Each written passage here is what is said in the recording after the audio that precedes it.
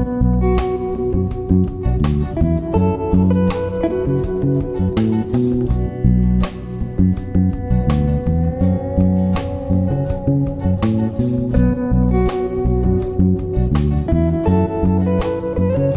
kontra memang saya lakukan untuk rakyat, untuk DPR, dan yang terbaik untuk saya bisa lakukan sebagai manusia. Saya nggak mungkin sempurna, pasti juga nggak mungkin semua keinginan dari masyarakat itu bisa saya penuhi. Itu yang sebenarnya mereka nggak tahu apa itu, tapi ya begitu mudahnya, begitu gampangnya kemudian menyampaikan satu komentar yang sebenarnya nggak tahu apa isi dari hal yang mereka bicarakan tersebut. Jadi mungkin pada kesempatan ini saya juga berharap atau menghimbau, jika ada satu hal yang memang dirasakan tidak sesuai, ya sampaikan saja apa yang menjadi aspirasinya tanpa perlu kita saling mencaci maki atau kemudian membuat seseorang itu merasa direndahkan atau diintimidasi.